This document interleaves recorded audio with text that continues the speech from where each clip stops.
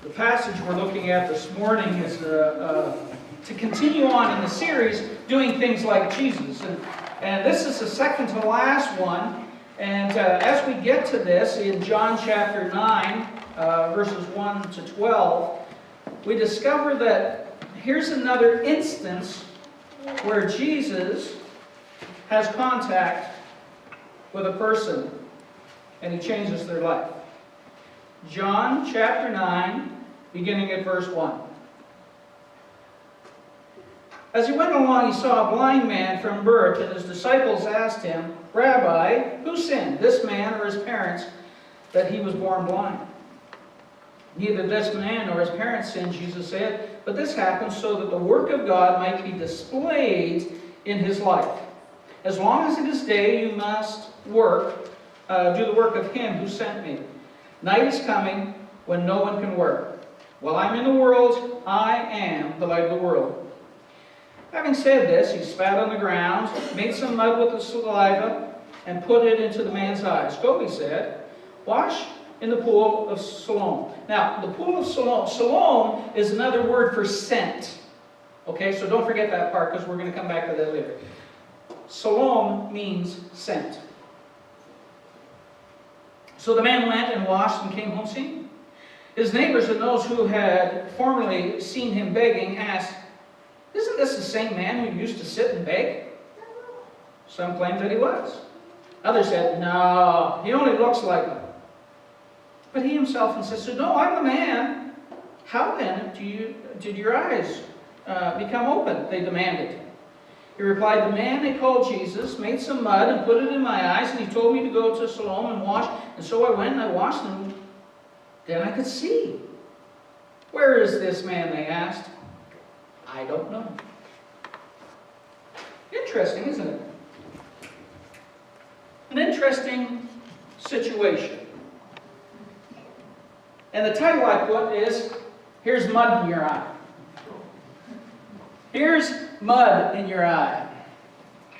I don't know, when I was a kid, we used to play in the mud all the time. In fact, I used to tell the kids I was old as mud itself. And I used to say, I'm as old as dirt. And sometimes we feel that way. But you know, sometimes we get into the mud. We really do. We really do. You know, I can see Moses right now. As a baby, you know, they pull him out of the bulrushes and they take care of him and he starts to grow up. And I can see him down by the river with his popsicle sticks, floating him down into the river. No, they didn't have popsicle sticks back then.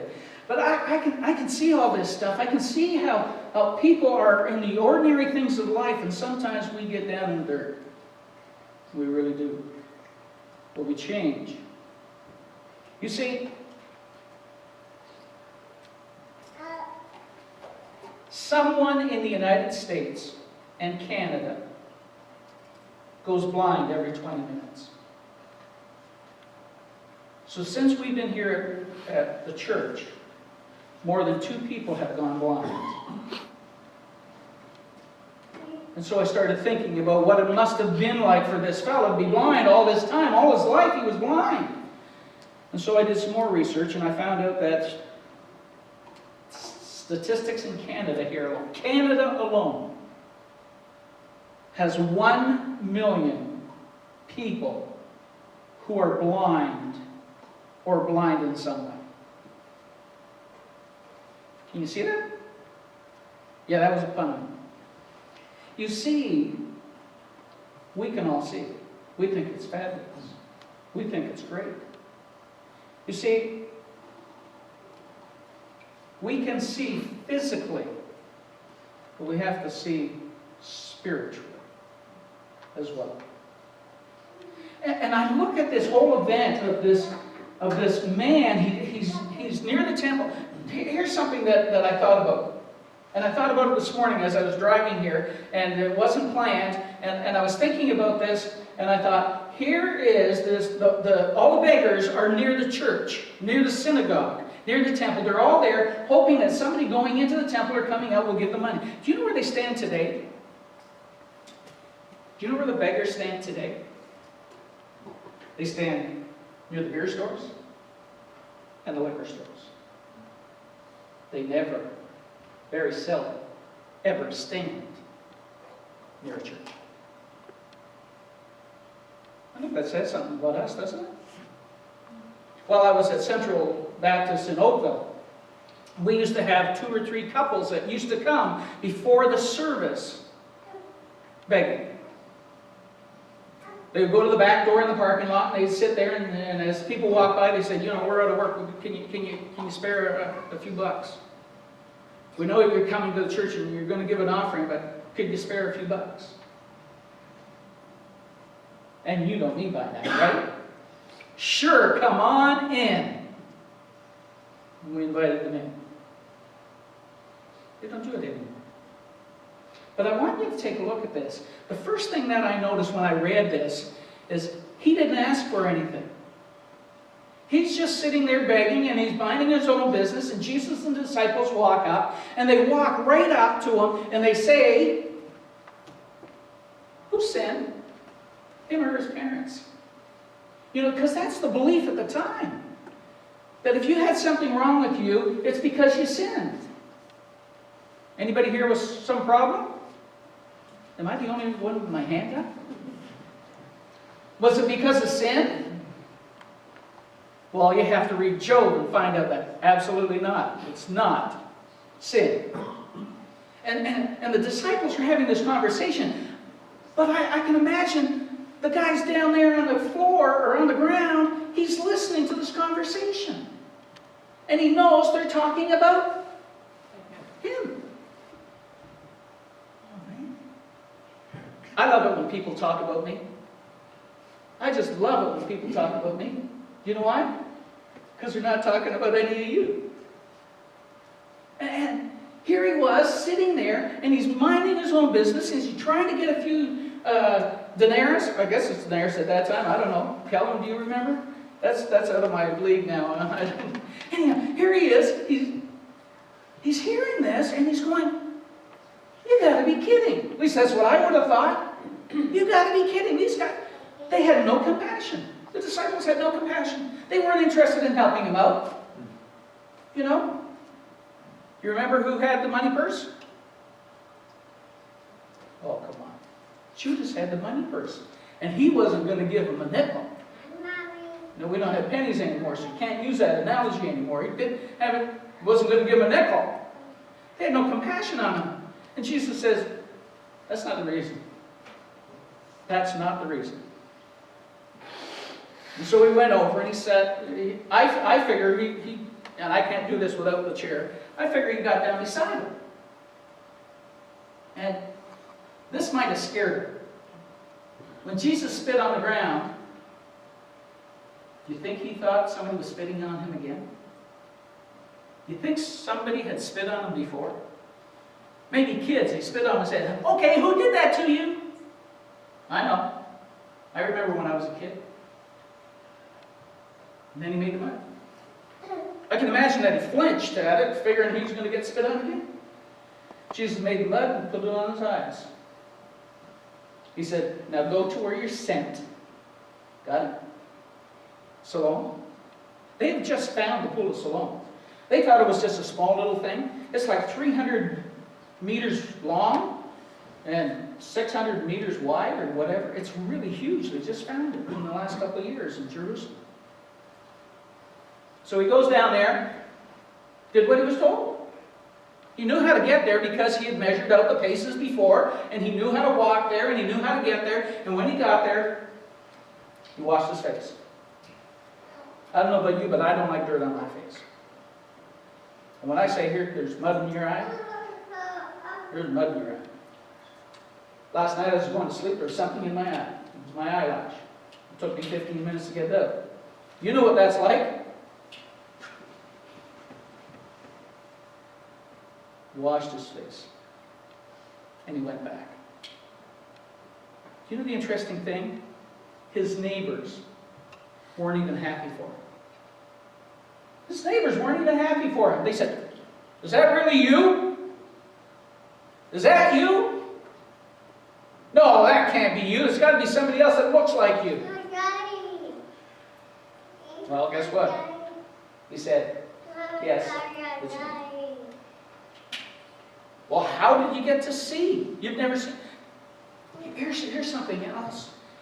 Do you realize that he has never seen anything before except for the other 4 senses? He could smell things. He could touch things. He could hear things. He could feel things. He had all 4 senses but sight.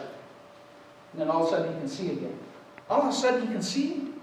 Oh, not again. All of a sudden he can see for the very first time. He saw his first orange. Can you imagine what that's like? You know? It's like when we came here for the international dinner. That was a great time. And I had goat for the first time. I'd never seen it before. At least not on the plate. I'd seen it in the field.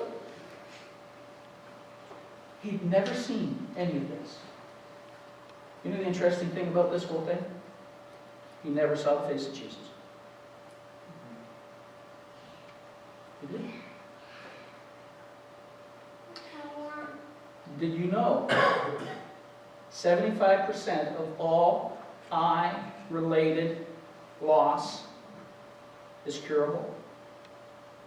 But not all. The only time we ever hear about healing in the area of sight is the times that Jesus did it. And that's how we know he's the Messiah. That's how we know he's God's Son. That's how we know that he's the only one that can do it. The only one. And that's amazing. Absolutely amazing. Amazing. When we get down to verses 8 to 12, when we see all these people standing around just questioning them, we have to ask ourselves, what happened? What was it that happened? I think the first thing is the change came with Jesus. And when Jesus comes into each one of our hearts, we are changed. We are made new. And I was reading a passage this week in my studies, not about the sermon. I was reading this study about how it says, put off the old and put off the new. Well, this commentator was saying this. He said, you have to take it off, and then you have to take a breath of fresh air to clear your mind and your heart. And then you put on Jesus. So the change begins with God. But change also includes faith. It includes faith. He had no idea what he was going to do when he got to there. He had no idea he was going to see. He just went, washed his face, and he could see. He listened to Jesus. Jesus said, just don't do this. You ever had Jesus tell you to do something? You ever had him? You know, you read a passage of Scripture and you know Jesus is talking right to you. No? Well, like we forget compassion. We do. We forget compassion. Have you ever been walking somewhere and you see somebody there that's trying to get some money off you? You know, you come out of the store. You ever seen those kids with the big boxes? You know, somebody's giving them a box of stuff to sell, and they stand at the entrance of the grocery store, or the beer store, or the liquor store, and they stand there and say, would you like to buy something? And they got this card hanging around their neck and everything else, and everything they want you don't need. You been there? And inevitably it's chocolate on top. They know I'm coming. They really do. They know I'm coming, and I get up to them, and they say, would you like to buy something, sir? And I go, no, but I respect you for what you're trying to do, because you can't work under 14, right, or 15, or whatever it is. I reach in my pocket, and I pull out some money, and I give it to them. And I say, you're out there doing something to earn some money so you have some money to spend. I want to give you this. Jesus wants to give us so much. He does. He said, come unto me, all you who are weary and heavy laden. I'll give you rest. You see, we need rest from all the things we do wrong. We do. So change begins with God. Change involves faith. And change begins a lifetime of change. You want to get close to Jesus? You want to get to know who He is? Do you want to understand that He has already come to you? You didn't have to ask. He's there. He's right there. We just have to have Him in our life.